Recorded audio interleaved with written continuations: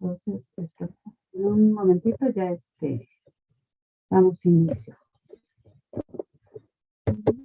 Ya llega en la noche, desconozco la razón por la cual no funcionó. Vamos a tratar de retomar lo que tenemos acumulado ya para la presente sesión. Entre otras cosas, la semana pasada les envié el calendario de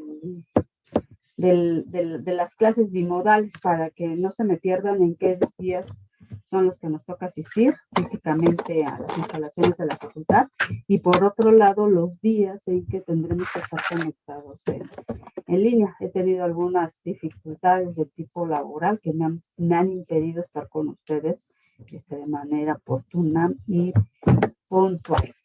Lo que tengo para ustedes el día de hoy, que ustedes seguramente ya revisaron y se saben, es la lectura de Kaplan, el capítulo 7 de la transición hacia la crisis, que está referido, toca varios temas Kaplan, ¿no? Por un lado, esta transición hacia la crisis hace un recuento en cuanto a las características de la economía mundial en el último cuarto del siglo XIX hasta 1914 aproximadamente, ¿no? Entonces se mueve básicamente en el mismo periodo, en el mismo horizonte del tiempo que lo hace Eric Hobsbawm. ¿Cuáles son los temas que tocan aquí y que vamos a ir seccionando por partes? Primero, el contexto de la época, ¿no? La parte de las grandes transformaciones que van a ocurrir en el último cuarto del siglo XIX y los primeros 2 años del siglo XX. Por otra parte, va a ser alusión ya a lo que es la Primera Guerra Mundial. Ahorita en este momento no vamos a tocar esa sección y la veremos posteriormente después de la primera evaluación que van a tener.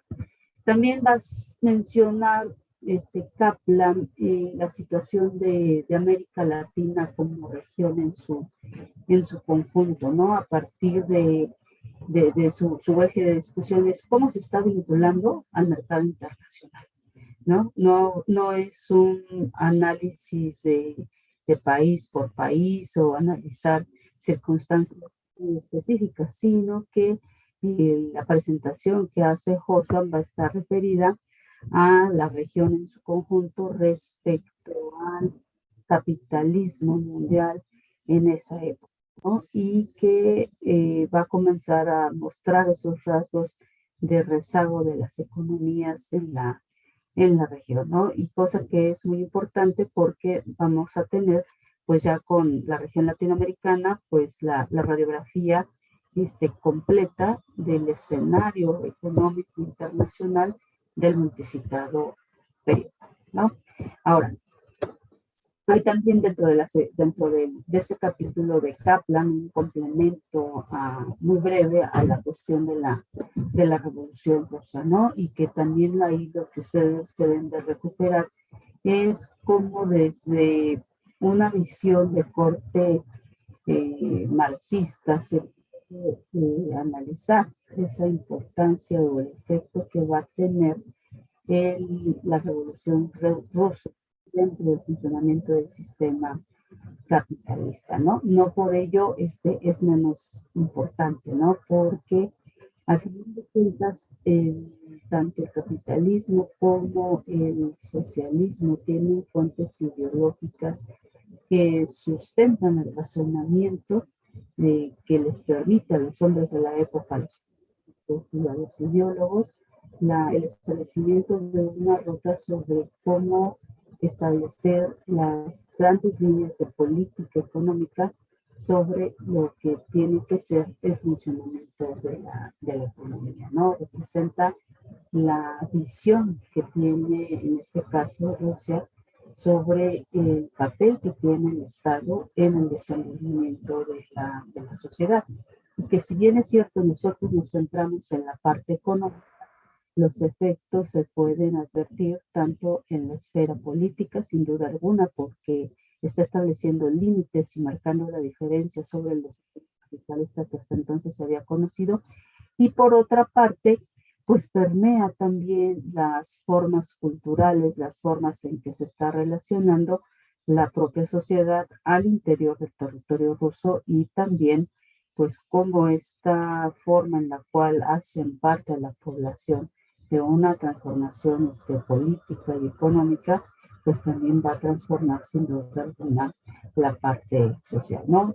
El apartado que dedica Kaplan pues está encaminado a subrayar el tema ideológico en este análisis sobre la importancia de la Revolución Rusa y de cómo se está reconstruyendo como un paradigma alternativo al hasta entonces conocido capitalismo, ¿no? Que este capitalismo, como ustedes ya saben, se va a recrear para asegurar su viabilidad, su permanencia en el periodo de finales del siglo XIX.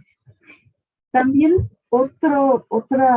le dedica un espacio no muy amplio, pero no por ello menos importante, el tema de la crisis colonial. Si bien es cierto que por un lado la región latinoamericana pasó por un proceso de descolonización o de independencia nacionales para muchos países latinoamericanos, pero de principios del siglo XIX, no, esto nos da pie a cómo se van a vincular posteriormente a la economía internacional, ¿no? A partir pues, de esa herencia colonial que va a tener la región más latinoamericana, pero también hay otras regiones, hay otros países que tardan en constituirse como naciones independientes y que el peso colonial que se va a vivir en esa época pues va a tener unas condiciones de desarrollo bastante diferentes a las que vivió, por ejemplo, la región latinoamericana, ¿no? ¿Por qué son diferentes? Porque ya el desarrollo capitalista alcanzó un nivel de, no de progreso, sino un nivel un estadio de desarrollo diferente y que las relaciones económicas prácticamente las que están conduciendo el desenvolvimiento de la economía, a partir justo en Kaplan señala de que es una economía mucho más integrada económicamente o globalizada, ¿no? Entonces, no les va a ser favorable a aquellas regiones de Asia o de África que están en una desventaja económica y que a partir de esta estrategia de expansión territorial, de una expansión colonial bajo la figura del imperialismo, pues van a encontrar muchas dificultades para lograr establecer proyectos nacionales, aunado al hecho a las disputas de poder que, por ejemplo, en el continente africano, pues hasta hoy en día permanece, ¿no? La falta o la carencia de instituciones sólidas que aseguren la, la orientación de un proyecto en beneficio de la sociedad, ¿no? Ahí cuando tengan dificultades para conectarse, reingresen las veces que sea necesario, ¿no? A veces el internet nos hace muchas travesuras. Y luego hay otra sección más adelante que está referida a la decadencia de Europa y que esta va a estar relacionada ya con el término de la Primera Guerra Mundial y la primera posguerra, ¿no? Entonces, esa sección también les va a ser de utilidad cuando se termine de ver la Primera Guerra Mundial. Les recomiendo la lectura de estas secciones que son para la Primera Guerra Mundial y para la primera posguerra, porque nos da un contexto general sobre la situación económica, ¿no?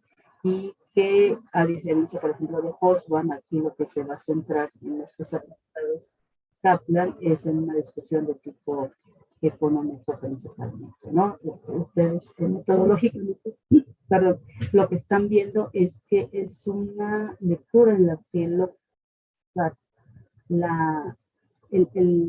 la descripción de qué es lo que está pasando en la economía mundial en la época a partir de una serie de datos estadísticos muy importantes que están relacionados con la población, con el volumen y el valor del comercio internacional, con el análisis de qué es lo que pasa en específico con la balanza de pagos, o sea, combina la parte de los bienes y de los bienes y de los servicios y de las transferencias en dinero.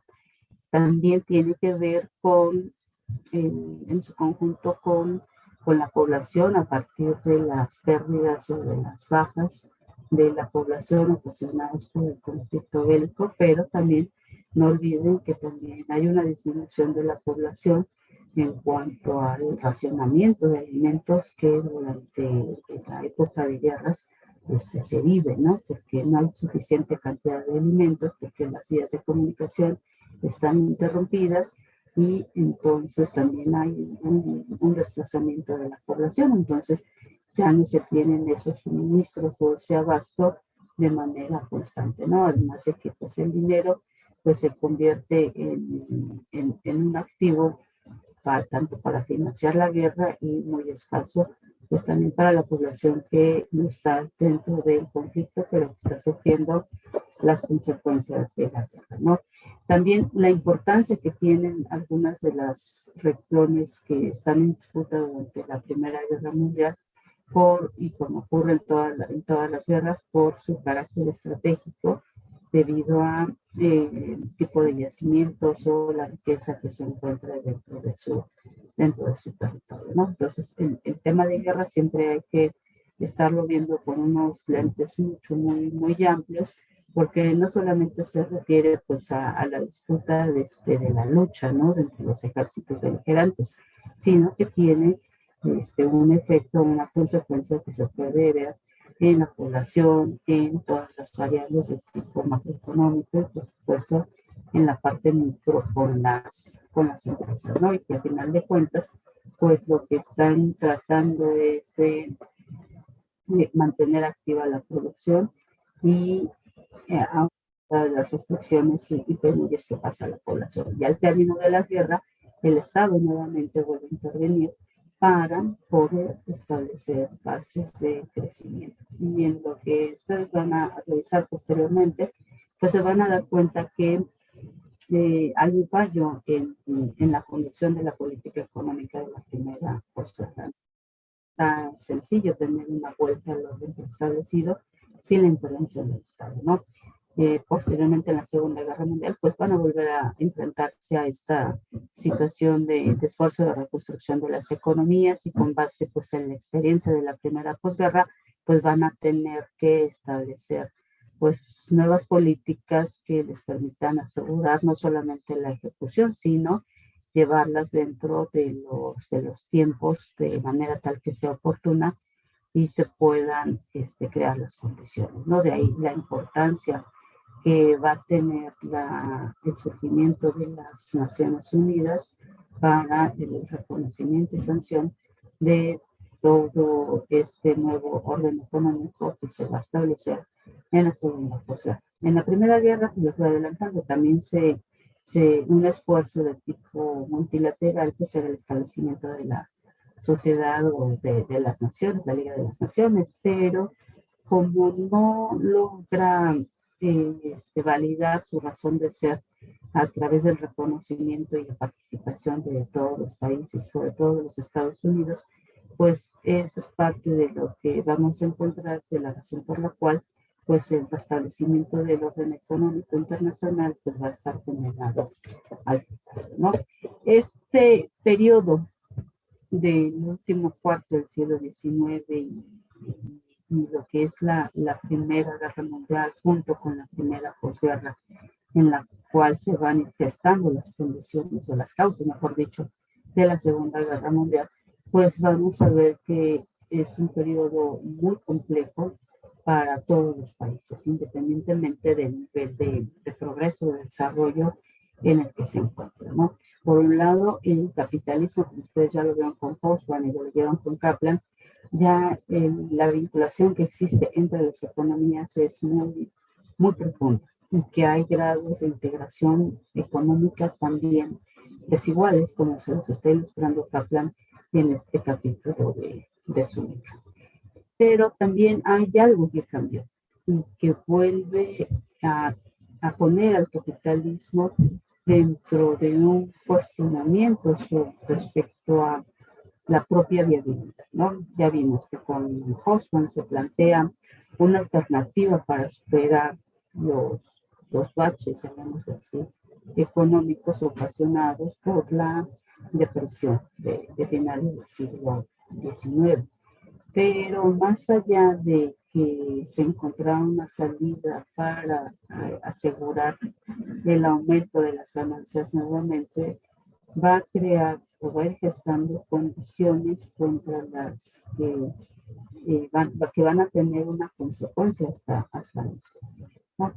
¿Qué es lo que está pasando? Que en aras de tener un mercado mucho más amplio respecto al que ya se conocía, incluyendo tanto países coloniales como países, digo países coloniales, más bien territorios que dependientes de política y económicamente de las coronas, o los países que ya tenían su independencia política, pero que tienen una fuerte dependencia económica, y también las regiones especiales van a estar sufriendo esas consecuencias del nuevo orden económico internacional, y que Hobsbawm lo toca, pero no va a hacerlo de manera tan profunda como la discusión que va a tener Kaplan a lo largo del capítulo, ¿no? Y que tiene que ver con la concentración y la centralización del capital, ¿no? Ese es un gran tema que plantea Kaplan de lo que está ocurriendo y que pone en cuestionamiento a la teoría económica de corte neoclásico, ¿no? Que está apoyando la idea, se sustenta en la no intervención del Estado para asegurar para asegurar, mejor dicho, el equilibrio económico. Dentro de esta centralización y concentración del capital, lo que se va a advertir es el surgimiento de nuevas estructuras de mercado, a raíz de que están vislumbrando ya no solamente en términos teóricos que están estudiando otras estructuras de mercado, sino porque la realidad les está mostrando esta concentración. Que hacia dónde va, a que no todo es competencia perfecta y que hay situaciones de gran ventaja económica para algunas empresas, y que las empresas no olviden, ya aquí una característica con la que se trabaja es de que son la sociedad por acciones. Entonces, estas grandes corporaciones, estas sociedades anónimas, son el punto de partida para no solamente para una nueva forma de financiar la producción, la distribución, sino que va a dar cuenta de que vamos a tener nuevas figuras de mercado conocidas como el monopolio, el oligopolio, que ya existían anteriormente, pero que durante este periodo van a verse reforzadas y van a desplazar de manera importante a aquellas pequeñas y medianas empresas, ¿no? ¿Por qué? Porque van a tener estas grandes corporaciones pues una ventaja de capital que les va a asegurar no solamente tener presencia dentro de su territorio de origen, ¿no? Sino que también les va a permitir ampliar su presencia en otros países o en otras regiones. Hacia eso va encaminada estos conceptos de concentración y centralización del capital. Tenemos la riqueza concentrada en en algunas empresas, y aunque tengan establecidas sus filiales u otras empresas en otras regiones, las plantas principales de donde tiene su origen el capital, pues es ahí a donde van a regresar, a donde van a integrarse las ganancias que se obtienen.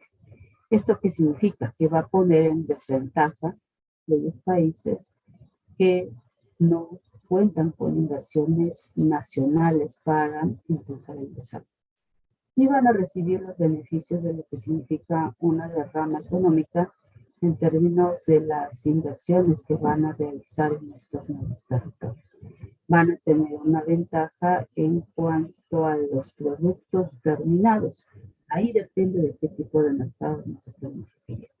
Vamos a tener productos cuyo origen de capital está en otra parte, en otro país, en otra parte del mundo, pero que pueden ser probablemente, probablemente porque depende de la industria, que van a poder ser consumidos por la población que recibe estas inversiones. Pero también vamos a tener que se hace una manufactura o una parte del proceso de producción fuera del país de origen y que van a ser estas piezas o estos componentes armados fuera del lugar de origen, ¿no? Y que entonces estamos asistiendo a una nueva división del trabajo a nivel internacional. Ya no solamente el surgimiento de la sociedad anónima como una empresa que va a permitir la participación mediante acciones a pues, distintas familias o personas que se van a organizar para obtener un dividendo, un beneficio económico, sino que trae consecuencias respecto a la organización del trabajo, más allá de esta cuestión de la gestión científica, de ir adoptando políticas de corte vista o terrorista, sino que tiene un efecto global, ¿no? Tenemos una especialización del trabajo a nivel internacional. Un ejemplo clásico en esta parte pues, es la producción de los automóviles. Tenemos regiones donde está la industria del hierro y el acero, posteriormente pues tenemos otros materiales, ¿no? Como la fibra de vidrio para construir los vehículos. En otra parte, en otras regiones, pues tenemos a los técnicos especializados y las líneas de montaje de determinadas partes o de gran parte de lo que ya es el vehículo, pero todas estas piezas que son necesarias pues, para el armado del mismo no necesariamente van a tener su origen en el país en el que se están ensamblando, sino que vienen de otras regiones.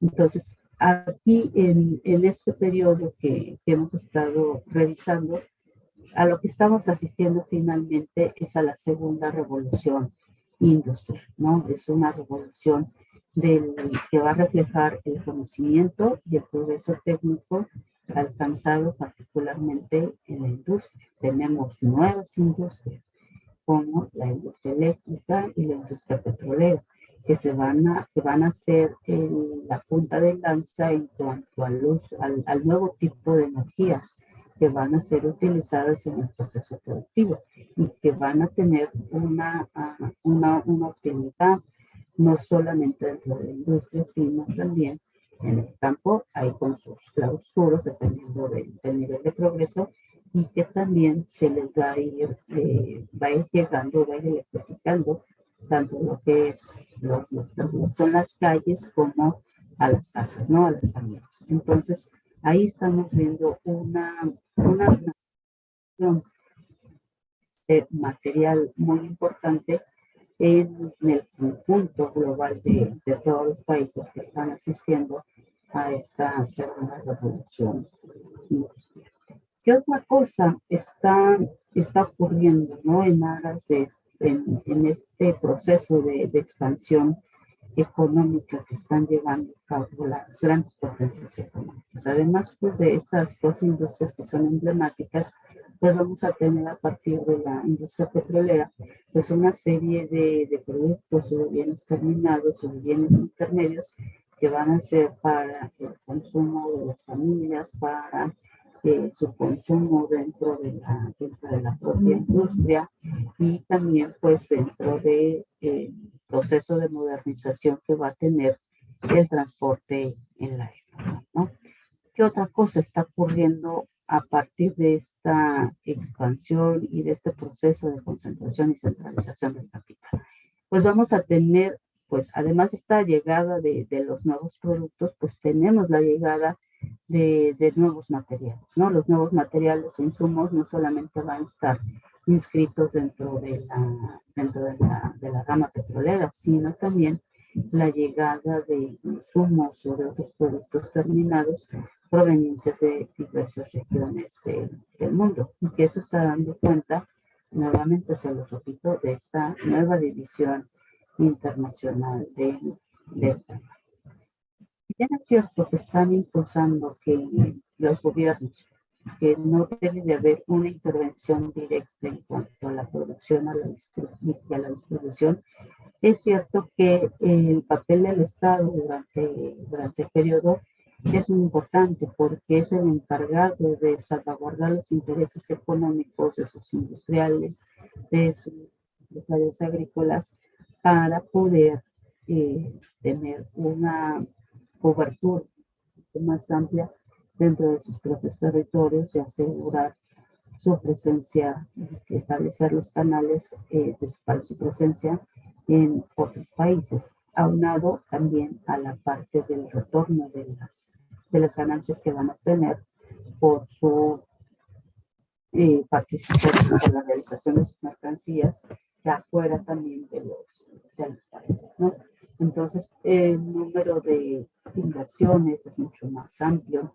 Los montos de las inversiones también son cuantiosos para poder entrar a otros mercados, ¿no? Y que durante el periodo y derivado pues, de la llegada de estos nuevos productos, de tener disponibles nuevas fuentes de energía, además de la sociedad anónima, vamos a tener pues aquellas empresas que son oligopolios por sus características, pues tienen barreras a la entrada para poder participar en la producción, como lo es la industria del acero, la industria petrolera, la industria eléctrica, todas aquellas ramas, incluyendo la industria de bienes de capital, que por su propia naturaleza requieren de cuantiosas inversiones. Entonces, ahí es donde vemos que se acelera el proceso de concentración de la riqueza en los campos industriales.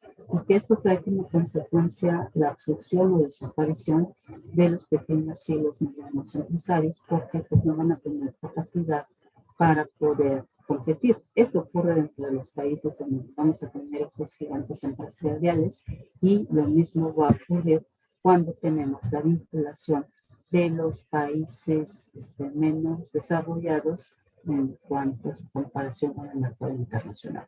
No va a ser lo mismo la empresa de cualquier país latinoamericano frente pues a una petrolera norteamericana o una industria farmacéutica que está en progreso en Alemania, ¿no?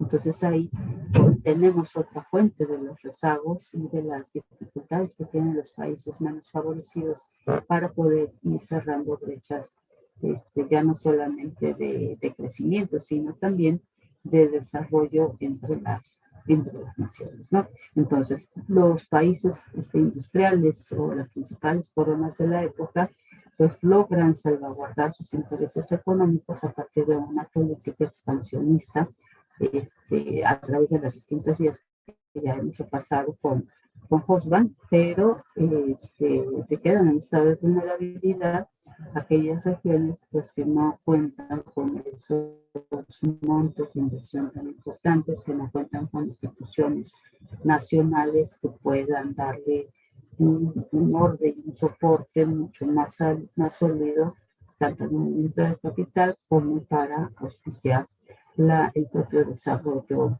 interno, ¿no?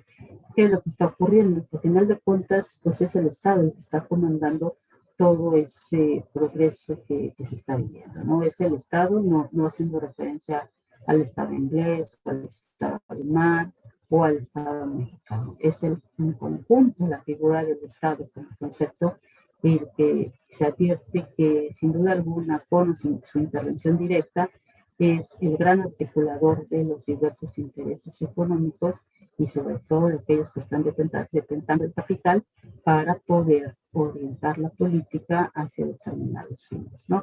Y que el deber ser del Estado va a estar encaminado a tratar, en aquellos países que tienen instituciones sólidas, en tratar de conciliar esos intereses del capital con los intereses del resto de la sociedad, principalmente de la clase trabajadora y de los propietarios agrícolas. ¿En qué medida? Pues en la misma medida, las propias instituciones les permite entender pues voz y voto a los distintos actores. Pero finalmente, la razón de ser de un Estado es procurar el bien común o el beneficio colectivo para finalmente todos los grupos de la sociedad. Eso es lo que finalmente le va a dar un elemento de cohesión y articulación social a cualquier plan que se establezca. De ahí es donde podemos encontrar las razones por las cuales Hitler o Mussolini o Stalin logran ascender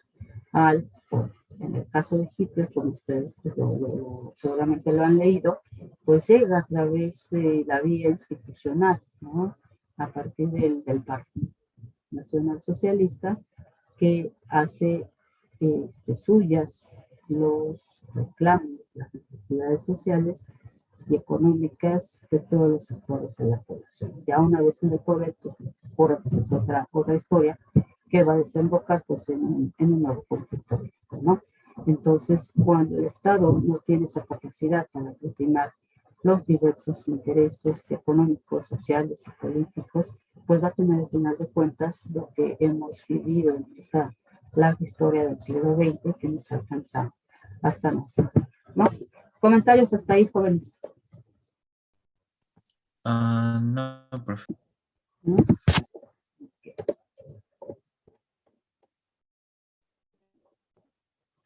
Entonces, la lectura tiene en esta parte, digamos, va el peso hacia ese contexto internacional.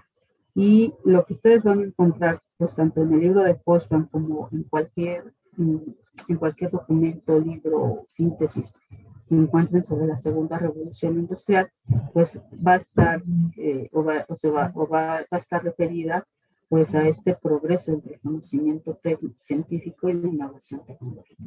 Hay un progreso en el conocimiento, pero también en su reflejo, que es la parte de la tecnología, ¿no? De cómo se están haciendo las cosas. Y que eso es lo que está marcando la diferencia, esta segunda revolución industrial, respecto al progreso que ya había heredado de la primera, ¿no? Que está relacionada más con el progreso de la industria textil.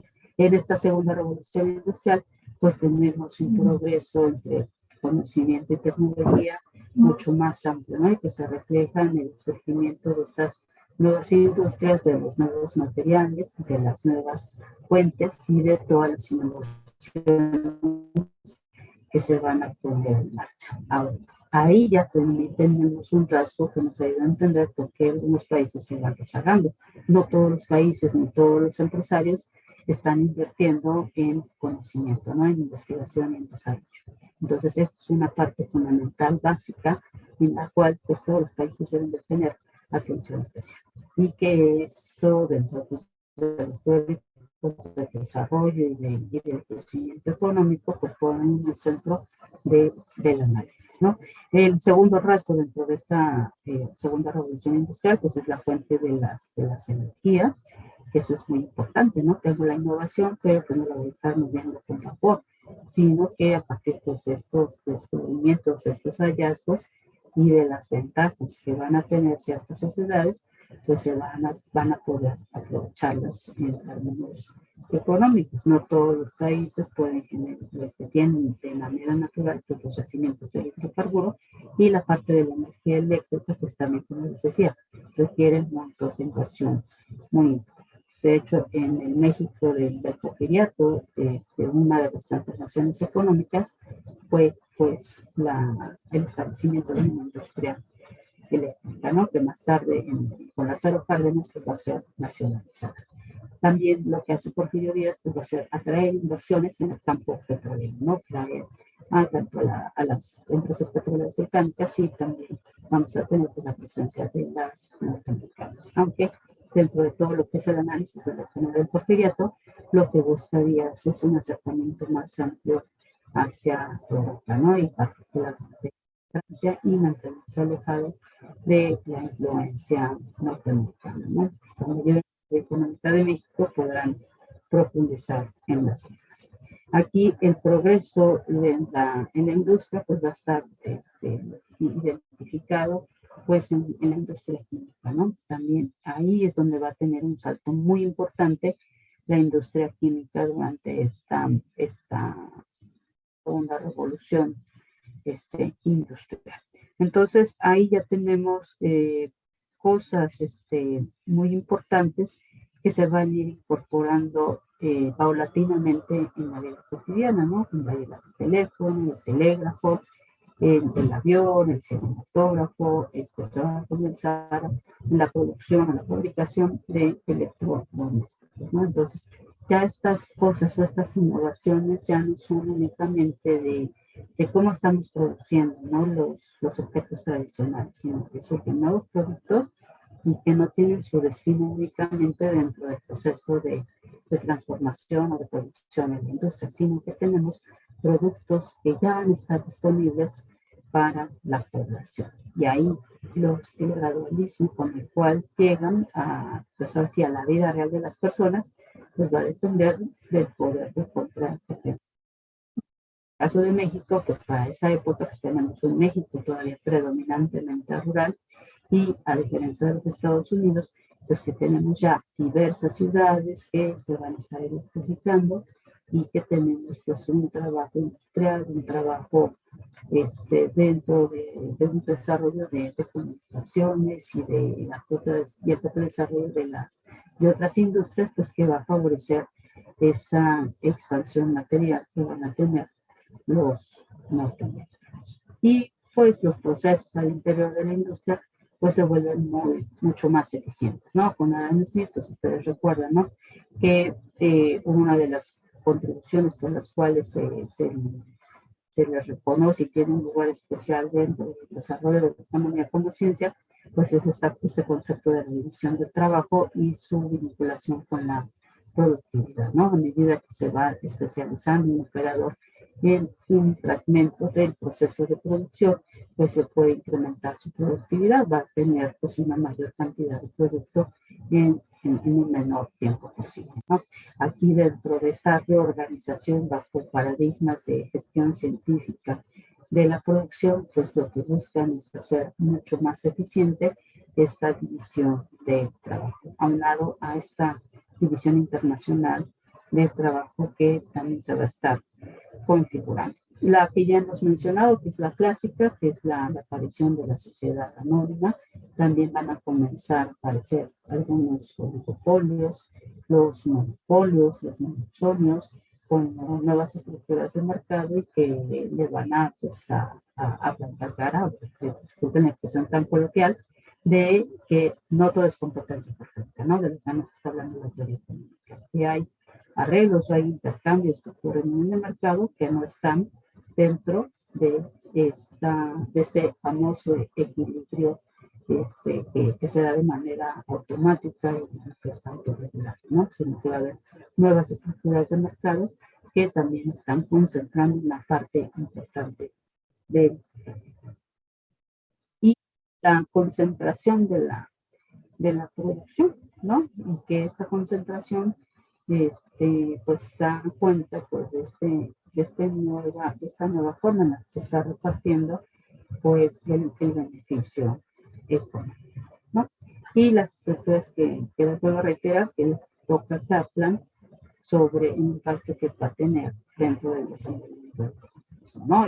Vuelvo a repetir, el monopolio y el oligopolio. Entonces, a final de cuentas, esta configuración que tenemos del capitalismo va a dar cuenta de que pues, la estrategia que elegieron, pues sí va a aumentar el beneficio, pero siempre va a haber un pero dentro del capitalismo, pues las consecuencias de tipo también económico y social, pues va a ser diferenciado y en grados importantes según el país, según la región y la forma en la que también están llegando el resto de los países a este gran intercambio a nivel global, ¿no? Entonces yo dejo esta parte hasta aquí. La próxima semana vemos aspectos más puntuales sobre la región latinoamericana, ¿no? La próxima semana, como ustedes saben, el día lunes es feriado, no tenemos clase presencial ni clase en línea. Y lo que sí van a tener, pues es que nos veamos el miércoles. ¿Qué es lo que quiero para el miércoles? Se los digo así, ¿qué es lo que quiero? Lo que les voy a dejar como tarea, jóvenes, es que hagan una caracterización de la región latinoamericana en su conjunto, de acuerdo con Carla, ¿no? Y esa tarea sí es para entregar, y les voy a abrir el espacio en el Classroom ahorita mismo para que ustedes hagan esa descripción, ¿no? Es con el texto de Kaplan, no es necesario que vayan y busquen otro texto, ¿sí? ¿De qué extensión? Una cuartilla. Entonces tienen que ser muy puntuales en la caracterización de la región, en la parte económica, ¿no? Cómo es el Estado, cómo es la inversión, cómo es la producción, cuáles son los frenos al progreso o el desarrollo de la nación. Esas son las cosas que tienen que estar reflejadas en esa caracterización de América Latina en la época. De acuerdo con Carla. ¿Está clara la tarea, jóvenes? Sería del siglo XX, ¿no? Sí, de acuerdo al periodo que toca Carla. Y mándenla por Classroom. Aunque nos veamos el miércoles, no les voy a recibir tarea impresa. Todas tienen que mandarla en el Classroom.